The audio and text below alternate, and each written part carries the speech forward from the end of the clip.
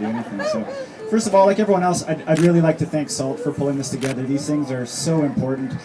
These guys are waiting for all of us to go back to sleep and go back to our gardens. And being out here after, I mean, it's still going through the Senate and sober second thought and all that garbage. But it's really important to keep this up. I'm glad there's stuff going on Wednesday, and I encourage you all to continue doing this. They want us to stop caring about these things, and we have to show them that we're not going to.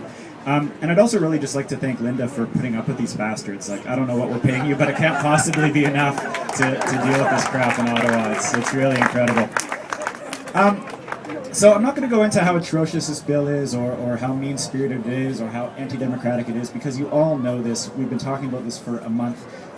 What I do want to talk about, just really briefly, is that there's kind of an upside to this, right?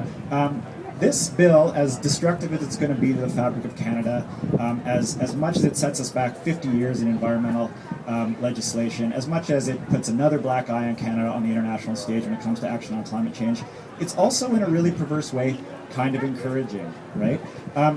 In the last month, I've been to rallies that have been organized by archivists and by immigrants' rights groups and by doctors. The number of people who are coming to realize what this government is about is really, really phenomenal, and I think we should all be encouraged by that.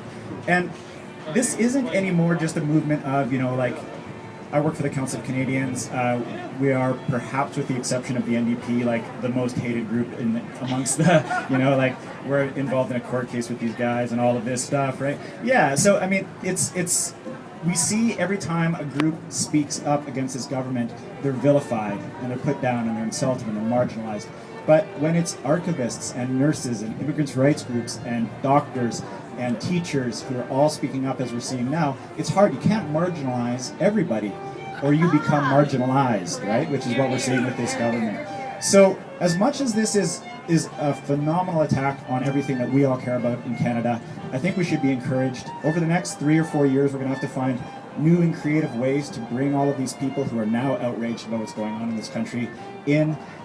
We have to do things differently with this government. They don't care about letters. They don't care about postcards. They don't care about all of this stuff. So we really have to use our creativity and use our imagination, talk with these other groups who are getting engaged on this stuff, because we really have to build a strong, progressive social movement in this country to stop these bastards and then take them down ultimately in 2015. Thanks a lot.